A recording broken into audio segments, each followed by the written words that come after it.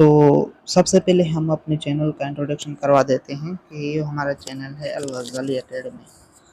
तो इस पर आपको बहुत ही उम्दा वीडियोस मिलेंगे फ़िलासफ़ी पर और हिस्ट्री ऑफ फ़िलासफ़ी पर, और जो भी उससे रिलेटेड टॉपिक्स हैं हम उस पर बात करेंगे। आपको इसके लिए इसको सब्सक्राइब क्यों करना है, क्योंकि हम जो हैं यहाँ पर इंशाअल्लाह अल्लाह की मदद से आपको प्योर फ़िलासफ़ी की लेक्चर्स प्रोवाइड करने की कोशिश करेंगे।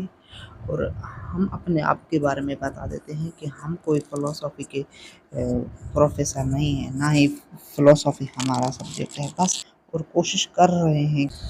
तो स्क्रीन पर आपको दिखाई दे रही होगी कि सबसे पहले लिखी हुई है इंट्रोडक्शन टू फ़िलासफ़ी। भाई फ़िलासफ़ी होती क्या है, ये क्या है?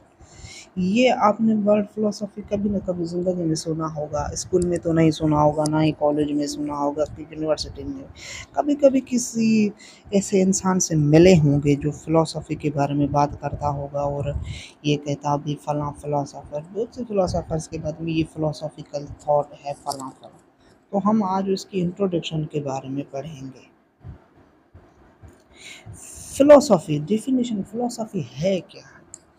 सबसे पहले तो हम फ़िलासफ़ी की एटिमोलॉजी की डेफ़िनेशन पर जा रहे हैं। पता नहीं ये लफ्ज़ आप देख लीजिए कि मैंने सही प्रोनाउंस किया है कि नहीं। इसकी माना ये है कि कौन से वर्ड से ये बना है। तो फ़िलासफ़ी दरअसल यूनानी ज़बान से निकला हुआ है। ये सबसे पहले जो वर्ड है ये फिसागोरस एक फ़िलासफ़र था, नेचुरल फ़िलासफ़र। इसे आप फ़िलासफ़र्स भी कह सकते हैं, और उसके अलावा इसको नेचुरल फ़िलासफ़र, यानी पहले फ़िलासफ़ी और साइंस इकट्ठा हुआ करती थी, तो उस वजह से उनको फिज़िसिस्ट को भी नेचुरल फ़िलासफ़र तौर पर इकट्ठा किया जाता है। ये फ़िलिया और सोफ़िया से निकली हुई लफ्ज़ है। Philia means love and sophia means wisdom.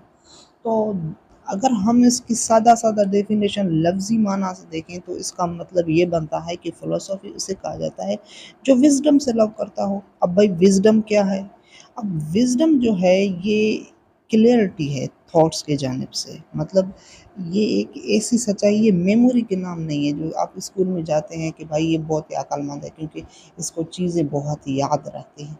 ऐसी बात नहीं है। विज़डम इस चीज़ का नाम नहीं है। विज़डम दरअसल उस चीज़ का नाम है जिससे आपकी क्रिटिकल थिंकिंग और रीज़निंग के बारे में पता चलता है कि भाई अच्छा ये जो मैं कर रहा हूँ, क्यों कर रहा हूँ, ये क्रिटिकल थिंकिंग है। और बड़े मज़े की बात ये है कि ये विज़डम जो है सिर्फ़ और सिर्फ़ हम इंसानों में ही पाई जाती है, कोई जानवरों में या कोई और जीव में ये चीज़ जो है वो पाई नहीं जाती। तो दरअसल फ़िलासफ़ी भी हम इंसानों के ही दरमियान हम ही पढ़ते हैं, और कोई जीव और जनता इसके बारे में जानता तक नहीं है। और दूसरी बात आप ये भी ऐड कर लें कि हम जो भी ये फ़िलासफ़ी की बात करेंगे वे सब के सारे आइडियाज़ एब्स्ट्रैक्ट होंगे, और यहाँ पर जो भी कुछ किया जाएगा वो थॉट एक्सपेरिमेंट ही किए जाएंगे, साइंस की तरह नहीं कि उसे हम किसी लेबॉरेटरी में चेक करें या कोई और चीज़। और जो पर्सन होता है विज़डम से लव करता है, मिथ्स और फेरी टेल्स को मानता नहीं है, तो उसे हम फ़िलासफ़र कहते हैं। अब ये मिथ्स और फेरी टेल्स क्या हैं? अब ये मिथ्स हैं, ये जो पहले के ज़माने के लोग थे ये मिथ्स पर यकीन किया करते थे।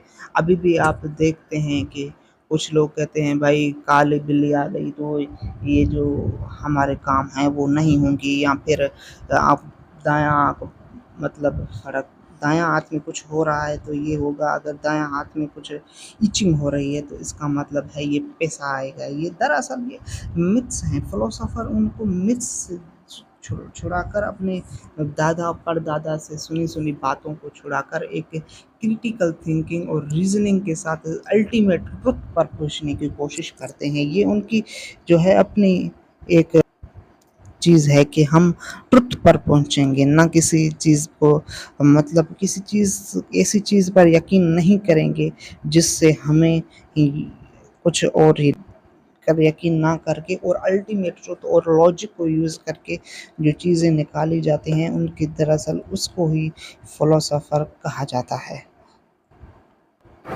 चलिए अब हम ये जानते हैं कि फ़िलासफ़ी के बारे में क्या सोचते थे और इसकी क्या डेफ़िनेशन देते थे।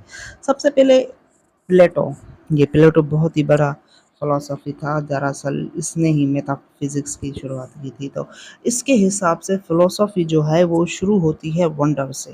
मतलब ये कि फ़िलॉसफ़ी जब हम अजब खाते हैं, किसी चीज़ को देखकर हमारी इच्छा बढ़ जाती है, भई ये क्या है? ये दरअसल चीज़ क्या है? और ये किस तरह से काम करती है और क्यों कर रही है?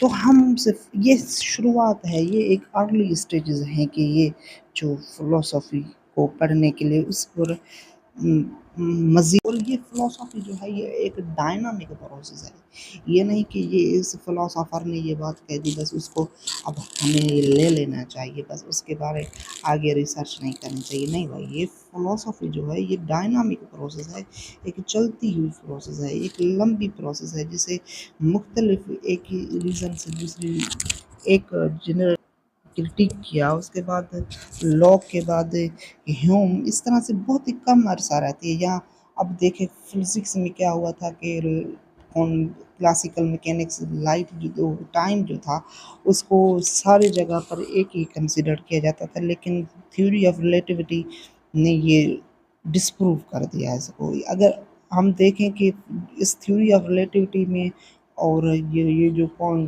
टाइम में जो क्लासिकल मैकेनिक्स था आइंस्टाइन न्यूटन के दरमियान बहुत फासला है, लेकिन फ़िलॉसफ़ी की जो ये जो लॉज़ हैं वो इस तरह से नहीं काम करते।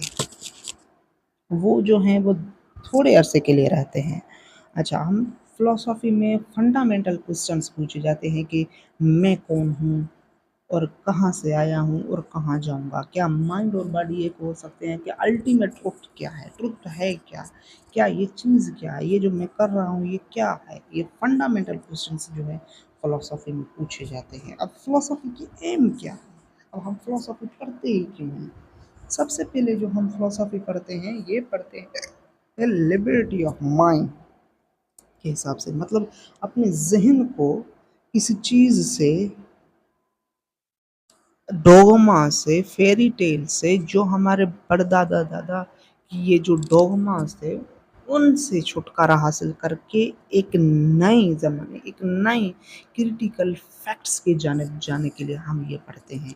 अब देखे जाए कि फर्स्ट फिलोसोफर जो था वो थॉलेस था। अभी ये थॉलेस जो है, अब ये थॉलेस से पहले जो नेचुरल फ़िलॉसफ़ी थी, जो हम देखी जाने वाली चाँद थे, सितारे थे, ये जो भी चीज़ें नेचर से दिखाई देती थी, उनके बारे में अलग-अलग बातें की जाती थी कि भला ये जो बादल बरस रहे हैं, ये जो थंडरस्टॉर्म हो रहा है, ये ज़ीवस हम पर नाराज़ हो रहा है, ये जो ग्रीक के थे ये अलग-अलग डोगामास थे, लेकिन उसके थॉलेस के आने के बाद इस तरह से नहीं बचा। उन्होंने क्रिटिकल थिंकिंग की, उसके बाद उन्होंने ये बताने की कोशिश की भी आप जो सोच रहे हैं ऐसा बिल्कुल भी नहीं है। ठीक है, अब तक इस तो अगले वीडियो में हम इंशाल्लाह ब्रांचेज़ ऑफ फिलॉसफी पर बात करेंगे।